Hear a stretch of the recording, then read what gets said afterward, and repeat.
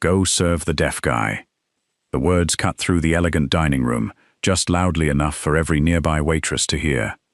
Jessica Monroe leaned against the hostess stand with a smug smile as she shoved a silver coffee tray toward Ruby Collins. "Maybe he'll fall in love with you." A few servers snorted.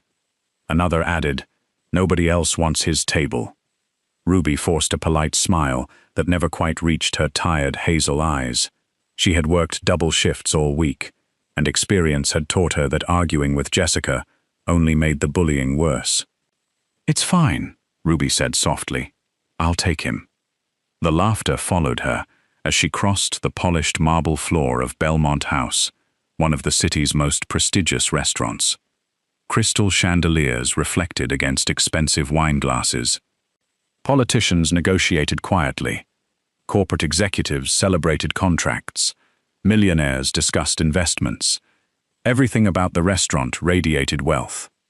Yet Table 23 remained strangely isolated. A single man sat there alone. His charcoal suit was impeccably tailored. Dark tattoos disappeared beneath the cuffs of his sleeves.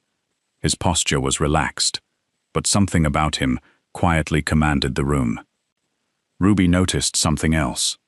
No phone. No conversation. No music. Just silence. She approached with her usual warm smile. "Good evening, sir." The man looked up. His grey eyes settled on her face with calm concentration. He didn't answer. Before Ruby could try again, Jessica's voice echoed across the dining room. "Don't waste your breath. He can't hear you anyway." Several employees burst into laughter. Even a few guests turned to look. Ruby's cheeks burned.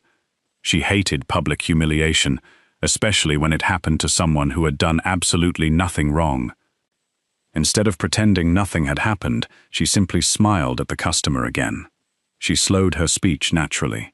Not exaggerated, not childish, just clear. "My name is Ruby." She gently touched her own chest. "I'll be taking care of you tonight." The man watched her lips for only a heartbeat. Then something unexpected happened. His expression softened. He lifted one hand. His fingers moved gracefully through a series of signs. Ruby recognized only one. "Thank you." She blinked in surprise. Years ago, while volunteering at a community center, she had learned a handful of basic signs from deaf children. She hesitated before awkwardly signing one back. "You're welcome." The man's eyes widened with genuine amusement. A quiet smile spread across his face. He reached into the inside pocket of his jacket and removed a slim leather notebook. He wrote one sentence. "Thank you for speaking to me instead of about me." Ruby felt her heart tighten. "I'm sorry," she whispered instinctively before remembering. She quickly wrote beneath his sentence, "Some people mistake cruelty for humor." He read her words. Then he smiled again.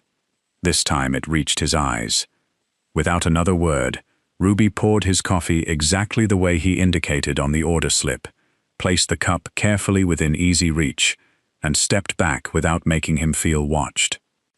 She treated him exactly as she treated every other guest. No pity, no awkward sympathy, just respect. Across the room, Jessica rolled her eyes. Can you believe she's actually trying to flirt with him? Another waitress laughed. I guess everybody deserves someone. They never noticed that 3 men seated separately around the restaurant had simultaneously lifted their eyes from their meals. None of them looked amused. Each wore an expensive dark suit. Each subtly touched an earpiece, hidden beneath neatly trimmed hair. Each quietly watched Ruby. At the entrance, the Maître d' suddenly stiffened. A black SUV had stopped outside. Then another. Then another. The front doors opened. 4 more men entered without speaking. Their movements were disciplined, professional, dangerously alert. The restaurant manager hurried toward them. Good evening, gentlemen. Do you have a reservation?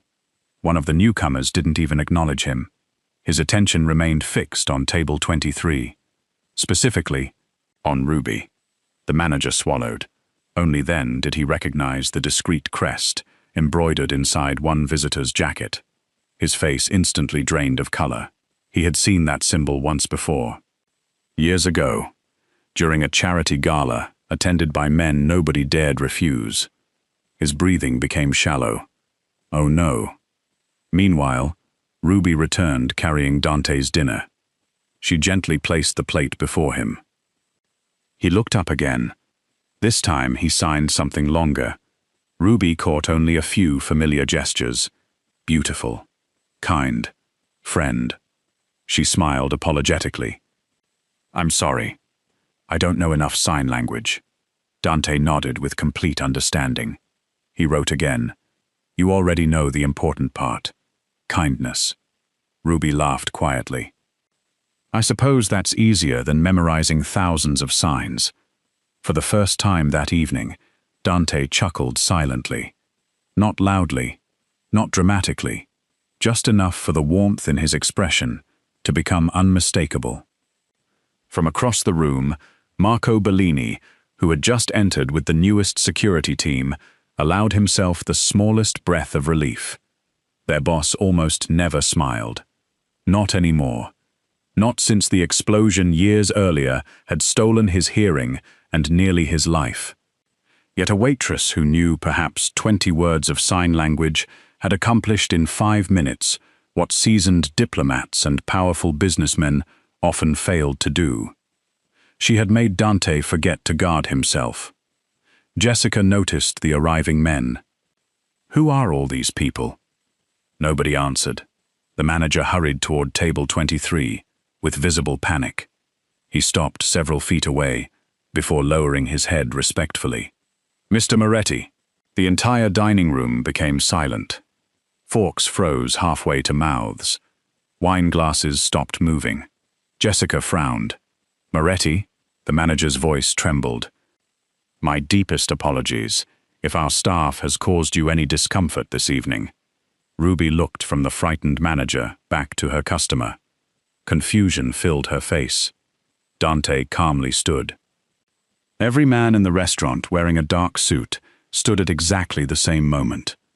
The synchronized movement echoed across the room like thunder. Only then did Ruby understand. The quiet man she had served coffee to wasn't simply wealthy. He wasn't merely influential. He was someone whose presence alone could freeze an entire room. Marco stepped beside him and spoke softly enough that only Dante could read his lips. The vehicle is ready, boss. Boss. Ruby's eyes widened. Jessica suddenly looked as though she might faint. The manager's hands were visibly shaking. Dante picked up his notebook one final time. He wrote carefully. Never let cruel people convince you that kindness is weakness. It is the rarest strength I know. He tore the page free, folded it once, placed it gently into Ruby's hand. Then, before leaving, he looked directly into her eyes.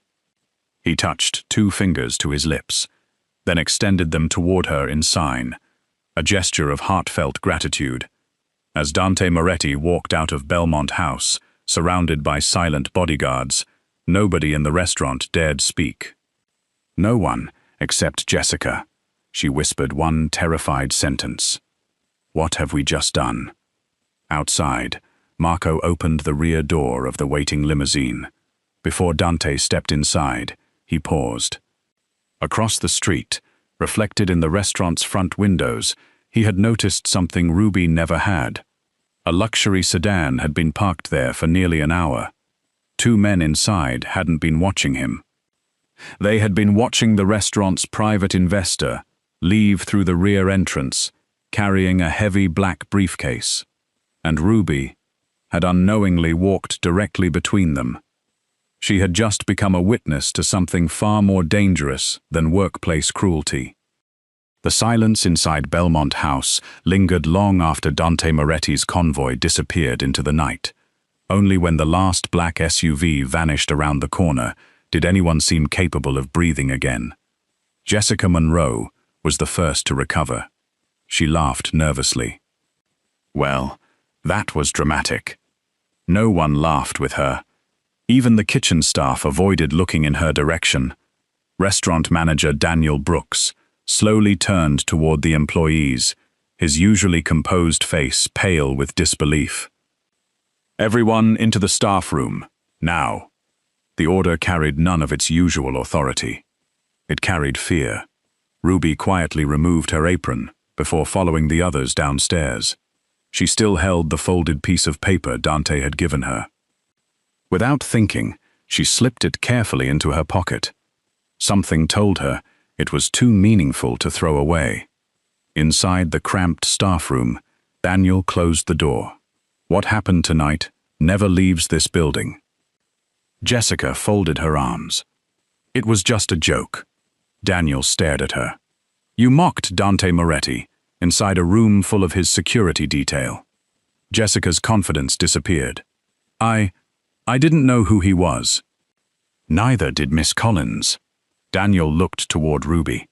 But only one of you treated him with dignity. The room fell silent. For the first time since Ruby had started working there, none of her co-workers had anything cruel to say. Daniel rubbed his forehead. I suggest everyone here hopes Mr. Moretti chooses to forget tonight. Ruby quietly changed out of her uniform. She wished everyone would stop talking about Dante. Not because she disliked him. Quite the opposite. She couldn't stop thinking about his eyes. There had been sadness there. Not self-pity, not anger. Just the quiet loneliness of someone accustomed to people seeing only his disability or his reputation. Outside, the summer rain had begun. Ruby wrapped her light jacket tighter around herself before walking toward the subway station. She never noticed the black sedan parked across the street.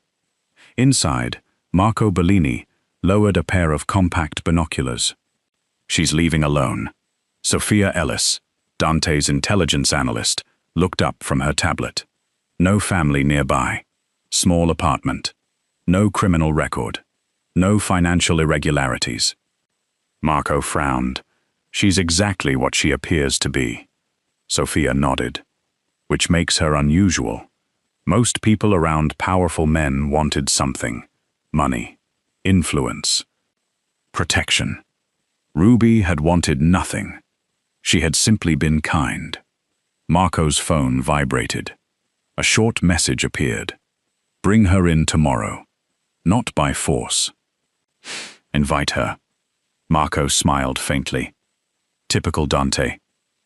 Even after becoming one of the most feared men on the East Coast, he still believed respect should be offered before authority. The following afternoon, Belmont House struggled to return to normal. Customers filled the dining room. Coffee machines hissed. Plates clattered. Yet every employee jumped whenever the front doors opened. Around noon, a tall man wearing a navy suit entered carrying a small white envelope. Marco Bellini. He approached the hostess stand politely. I'm looking for Miss Ruby Collins. Jessica immediately straightened her posture. I can help you. Marco smiled courteously. I'm afraid this invitation isn't for you. Several employees pretended not to listen. Ruby stepped out from the service hallway. You were with Mr. Moretti. I was. Marco handed her the envelope. Our boss wishes to thank you personally for yesterday evening.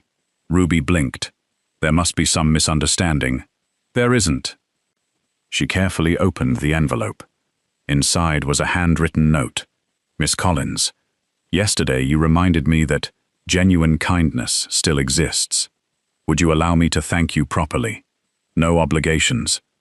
No expectations. Only coffee. Dante. Ruby read the message twice, then a third time. Jessica couldn't hide her disbelief. He's inviting you? Ruby looked equally surprised. I think so. Jessica forced a smile. Must be nice. But the jealousy in her eyes was impossible to miss. Across town, Dante stood inside the library of Moretti Manor. Floor-to-ceiling bookshelves surrounded the spacious room. Rain tapped softly against enormous windows overlooking the gardens. He watched security footage without sound. He never needed sound. Sophia paused the recording. There. The screen showed Belmont House after closing. Restaurant investor Harold Whitmore entered through a private side entrance.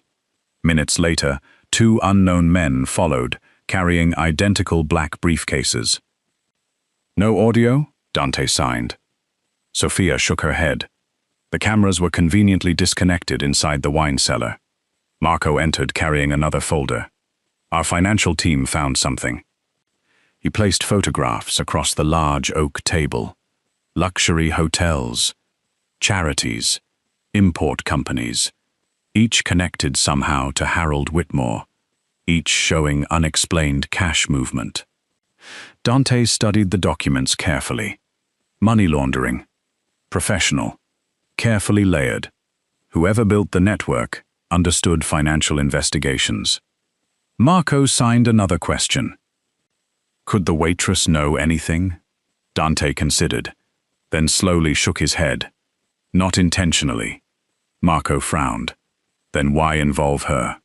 Dante's answer came immediately. Because someone else might believe she knows. That evening, Ruby finished another shift. Business had finally slowed. She volunteered to organize inventory in the private wine storage downstairs. It was quiet, peaceful. Exactly what she needed. She carried a clipboard between towering shelves of expensive bottles. Halfway through counting inventory, voices echoed from behind the far wall. She froze. The cellar should have been empty. A hidden service corridor connected the storage room to a private office reserved for investors. The voices became clearer. The transfers must disappear before Friday. Ruby frowned. Transfers? Another man answered. The offshore accounts are already moving. Offshore accounts. She instinctively wrote the inventory numbers while listening. The Moretti organization cannot discover the missing funds. Ruby's heart skipped. Moretti? She carefully stepped closer. Only one step. Just enough to see through a narrow gap between stacked wine crates. Harold Whitmore stood inside the adjoining room. Across from him sat 2 unfamiliar businessmen. One slid a thick envelope across the table. The other opened a black briefcase filled with neatly bundled cash. Ruby stopped breathing. Without realizing it, her clipboard slipped from her hands. It struck the concrete floor with a sharp crack. Every conversation stopped instantly. Harold Whitmore slowly turned toward the doorway. Their eyes met. For one endless second. Neither moved. Then Harold smiled. It wasn't a friendly smile. It was the cold smile of a man calculating exactly how dangerous a witness had just become. Harold Whitmore didn't flinch.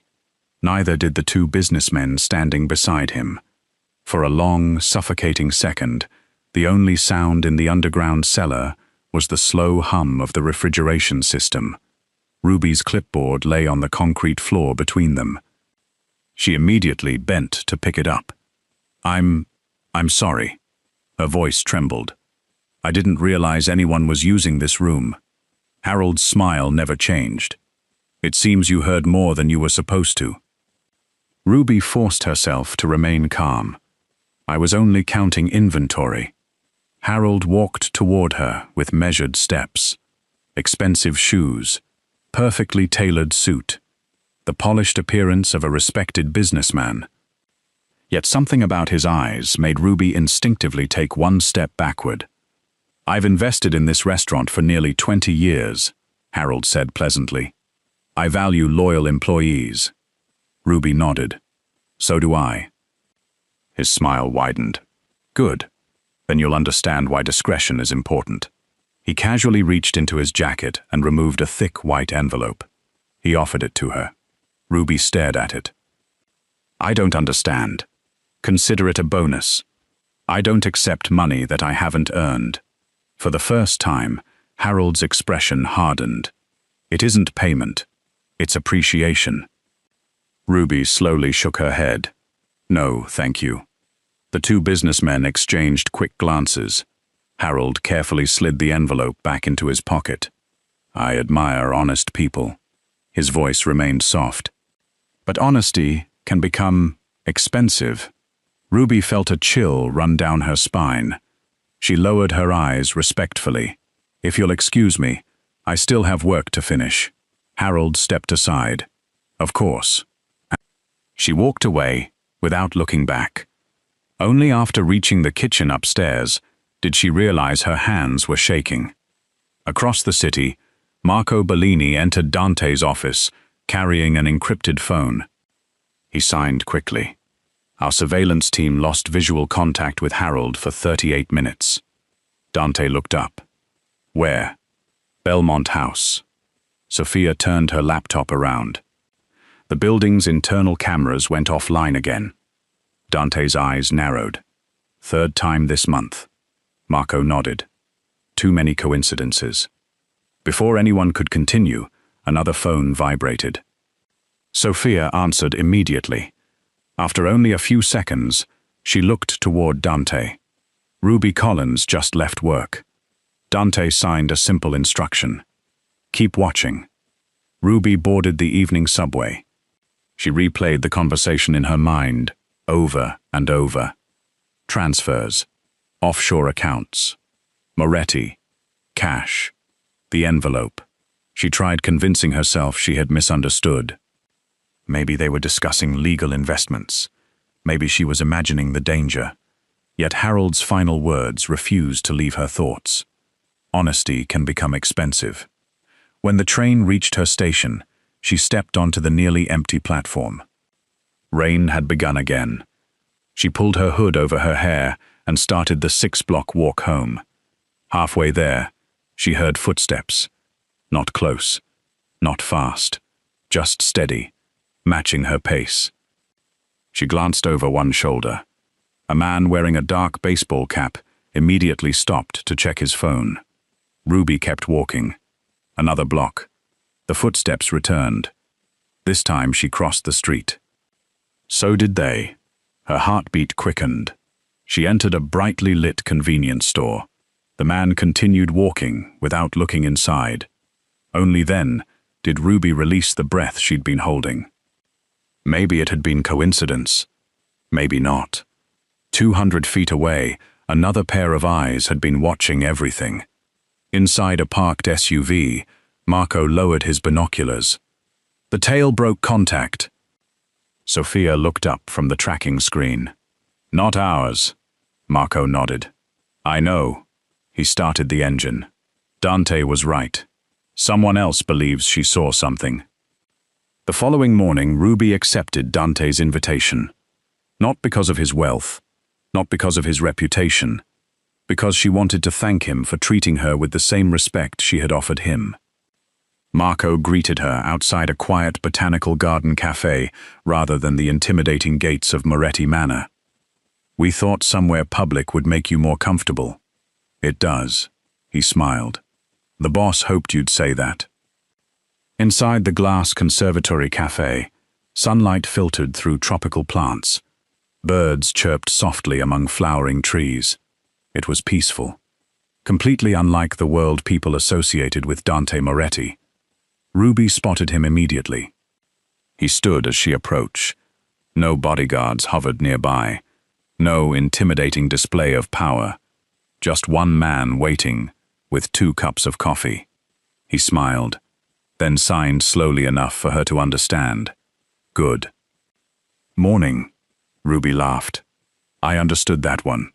She answered with the same signs. His smile grew wider. They sat together.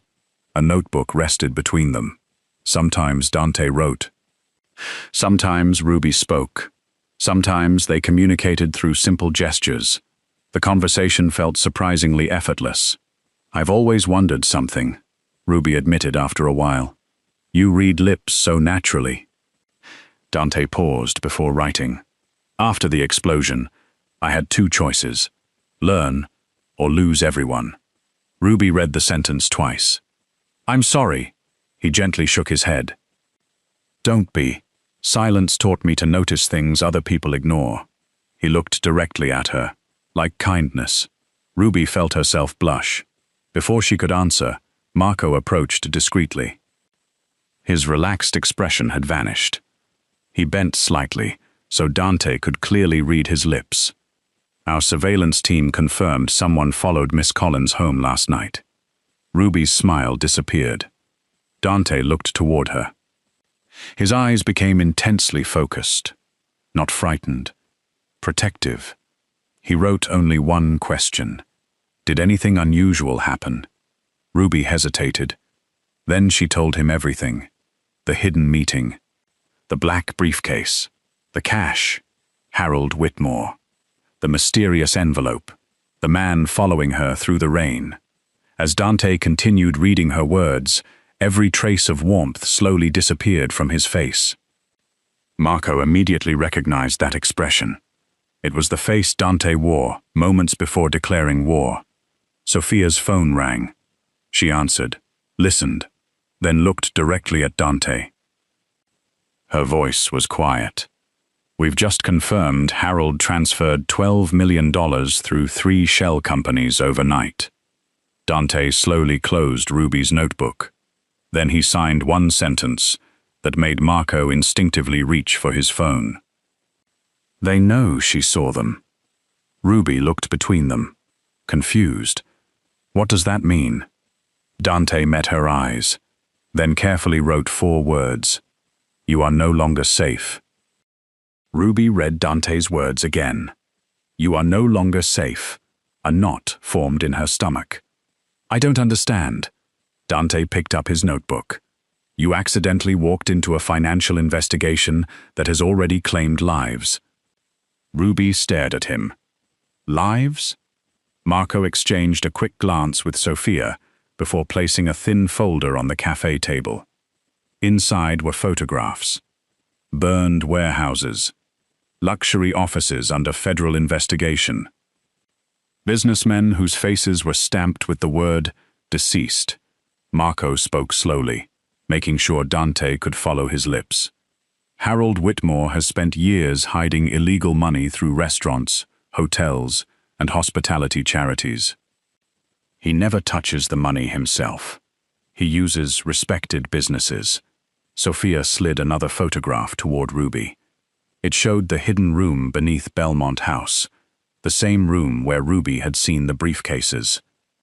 The meeting you witnessed was not ordinary accounting, Sophia said. It was a transfer between rival criminal organizations. Ruby's face lost all color. I never wanted to be involved. Dante nodded. I know. That is exactly why I believe you. For the next several days, Ruby's life quietly changed. A black SUV remained parked somewhere near her apartment. Different drivers. Different vehicles. Never obvious. Never intrusive. Marco insisted they were precautions. Ruby wasn't entirely comfortable with being protected, but she could no longer ignore the strange incidents. A man pretending to read a newspaper outside her apartment. An unfamiliar car parked across the street every evening. Anonymous phone calls that ended the moment she answered. Someone was watching. The only question was who. Meanwhile, Harold Whitmore was growing impatient.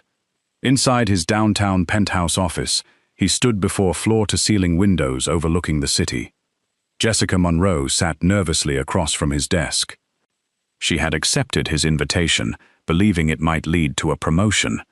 Instead, she found herself answering uncomfortable questions. You work with Ruby Collins? Yes. Has she said anything unusual? Jessica hesitated. No. Harold smiled. Think carefully. Jessica lowered her eyes. She met someone after work. Who? I think it was Dante Moretti. Harold's fingers stopped tapping the desk. His pleasant expression disappeared. So, he noticed her. Jessica nodded cautiously. I think they're becoming friends. Harold slowly walked toward the window. That changed everything. If Ruby stayed close to Dante long enough, she might remember details she didn't even realize she had noticed. That could destroy years of carefully hidden financial operations. He picked up his phone. It is time. 2 weeks later, Belmont House hosted the city's annual Hospitality Excellence Awards. The grand ballroom glittered beneath enormous crystal chandeliers. Television crews crowded the entrance. Business leaders, politicians, celebrity chefs. Every influential figure in the hospitality industry had gathered under one roof. Harold Whitmore was scheduled to receive the Lifetime Leadership Award. Jessica proudly volunteered to help organize the evening. She believed the ceremony would finally restore the restaurant's reputation after the incident with Dante. She couldn't have been more wrong. Ruby almost declined the invitation. She owned only one formal dress. A simple navy blue gown she had purchased years earlier for a cousin's wedding. Standing before the mirror, she sighed. "I don't belong at events like this." A quiet knock sounded at the door. When she opened it, she found Grace Holloway, the elderly seamstress who had altered uniforms for Belmont House employees for decades. Grace smiled warmly. "I heard you needed a little confidence." She unfolded an elegant emerald evening gown. Nothing flashy, nothing extravagant, simply graceful. "It's beautiful. It was never sold." Grace smiled. "I've been saving it for someone who would wear it with kindness instead of pride." Tears filled Ruby's eyes. "Thank you." That evening, flashes from dozens of cameras illuminated the red carpet. Luxury cars arrived one after another. When Harold stepped onto the carpet, reporters applauded. He smiled confidently. Everything remained under control. Then another convoy appeared. 5 black vehicles. Silent. Disciplined. The crowd instinctively stepped aside. Marco exited first. Sophia followed. Finally, Dante Moretti emerged. The atmosphere changed instantly. Even without hearing the whispers, Dante recognized the familiar expressions: curiosity, fear, respect. He turned toward the final vehicle, extended one hand. Ruby stepped out. She looked elegant, natural, completely unaware that every camera had instantly shifted toward her. Journalists exchanged confused glances. Who was she? Why had Dante Moretti personally escorted an unknown waitress? Inside the ballroom, Jessica nearly dropped her champagne tray. "No," she whispered. It can't be. The same co-workers who had laughed at Ruby now watched in stunned silence as Dante offered her his arm. Not out of ownership, out of respect. Ruby accepted with a grateful smile. For the first time in years, she walked through Belmont House without feeling invisible. The awards ceremony began. Speeches, applause, champagne. Everything appeared perfectly ordinary. Until Sophia received a discreet message through her encrypted earpiece. She immediately leaned toward Marco. Our cyber team broke the final encryption. Marco's eyes widened. Now, she nodded. The complete transaction history. Every shell company, every offshore account, every payment, including tonight's transfer. Marco looked toward Dante. Dante read his lips immediately. Everything.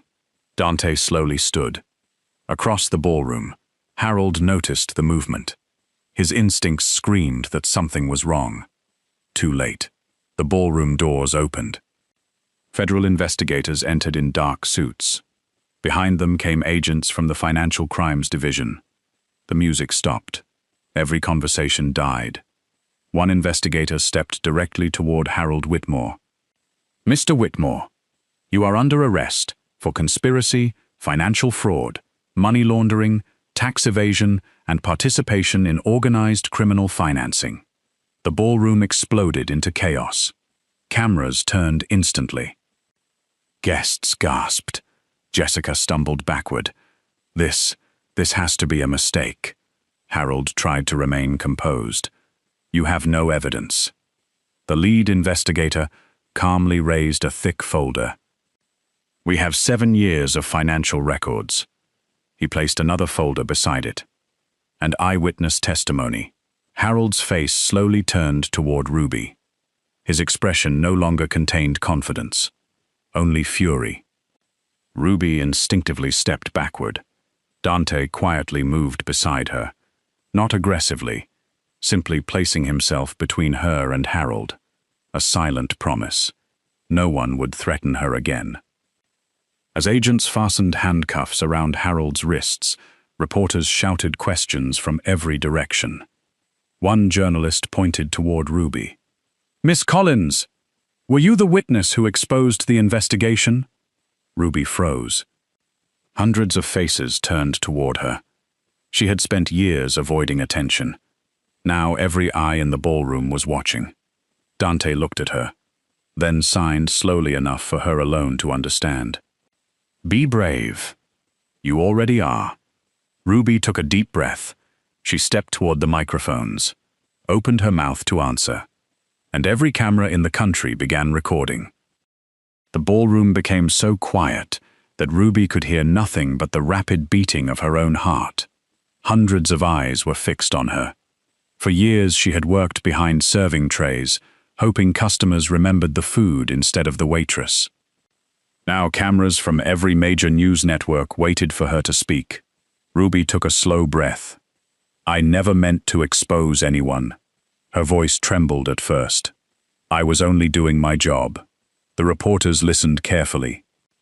"I wasn't trying to investigate anyone. I wasn't trying to be brave.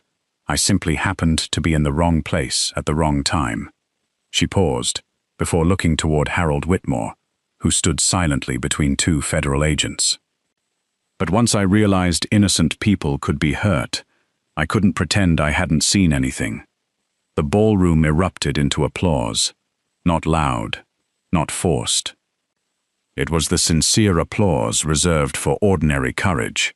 Jessica Monroe stood frozen near the back of the room. She watched the woman she had mocked for years receive the respect she herself had always wanted. For the first time in a long time, Jessica felt ashamed.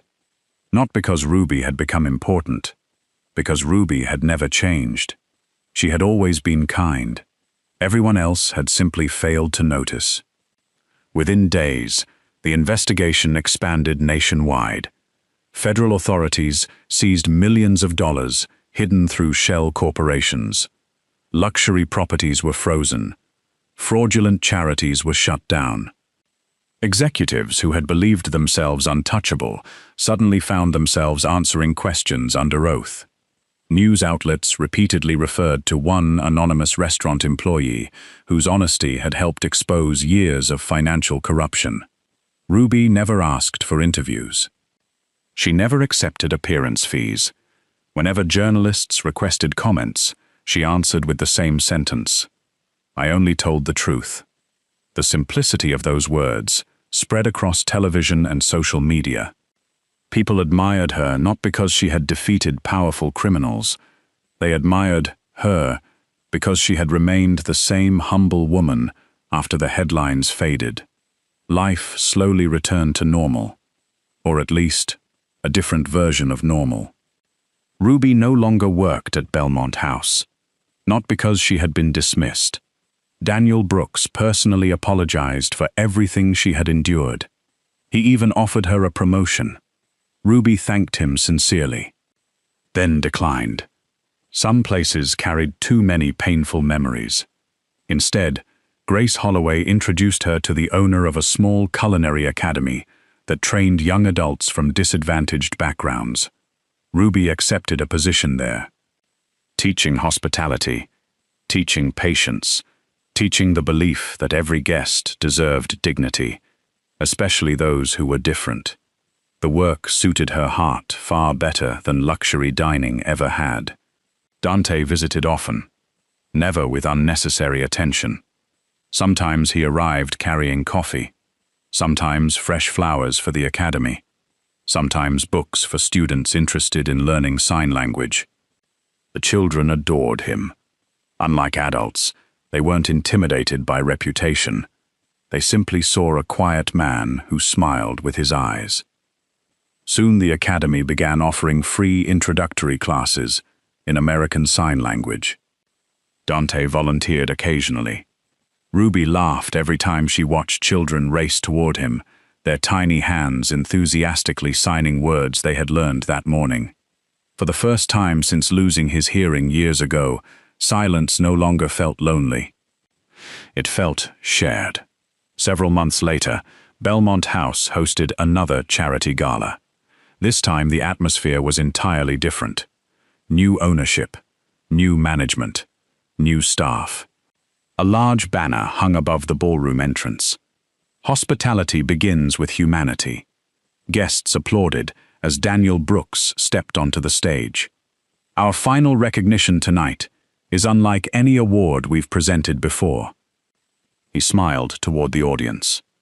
It honors someone who reminded this entire industry that excellence is measured not only by service, but by compassion. He looked toward the entrance. Ladies and gentlemen, please welcome Miss Ruby Collins. The room immediately stood. Every guest, every employee, every chef, every server. Ruby slowly entered, wearing another simple emerald gown. She looked overwhelmed, not because of the applause, because she recognized faces. Many were former co-workers. Some smiled, some cried. Jessica Monroe stood quietly beside the wall. When Ruby approached, Jessica lowered her eyes. "I owe you an apology." Ruby remained silent. "I judged you because I thought kindness made people weak." Jessica swallowed hard. "You proved I was wrong." For a moment, neither woman spoke. Then Ruby smiled gently. "I hope you treat the next waitress better than you treated me." Jessica nodded, tears filling her eyes. "I will. No lecture. No revenge. Only forgiveness." That moment somehow impressed the audience even more than the arrests had. Daniel presented Ruby with a crystal award, engraved with a simple inscription. "Kindness changes lives." The audience applauded once again. Then Daniel looked toward the back of the ballroom. "There is one final guest who asked not to be announced." Every head turned. Dante Moretti walked forward. No dramatic entrance, no entourage surrounding him, just Marco and Sophia following several respectful steps behind. Dante stopped beside Ruby. He looked at the award, then at her. Slowly, he raised his hands. His fingers moved gracefully through familiar signs. Ruby smiled. Months earlier, she would have understood almost nothing. Now she answered fluently. The audience watched in complete silence. Someone quietly translated. "He says, 'You changed my life long before you knew my name.'" Ruby's eyes shimmered. She signed back without hesitation. "And you reminded me that being seen for who we truly are is the greatest gift another person can give." Dante reached into his jacket. From the same leather notebook he had carried on the night they first met, he removed one carefully preserved page. The paper had softened with time. The fold lines remained visible. It was the very first note he had written to her. "Thank you for speaking to me instead of about me." He handed it back to her. "This belongs to you now," Marco quietly translated. Ruby carefully unfolded it, then laughed softly through happy tears. "I think it always did." Dante gently offered his hand. Not as a billionaire. Not as a feared mafia boss. Simply as the man whose life had been forever changed by one ordinary act of kindness. Ruby placed her hand in his. Together they walked through the ballroom, where months earlier she had been ridiculed. Now the same room echoed with admiration instead of laughter. Sometimes people believe strength is measured by wealth, power, or the fear they inspire. But the strongest moment in Dante Moretti's life was never surviving an assassination attempt. It was recognizing the woman who spoke to him with kindness before she knew who he was. And Ruby Collins discovered that the greatest reward for treating someone with dignity is not fame or recognition. It is knowing that compassion can transform even the most wounded heart. If this story touched you, Remember that every person you meet is fighting a battle you may never see. A kind word, a patient smile, or the simple decision to treat someone with respect can change a life in ways you never imagine. If you enjoyed this story, please like the video, share it with someone who believes kindness still matters, and subscribe for more unforgettable stories of courage, hope, and humanity. Thank you for watching, and we'll see you in the next story.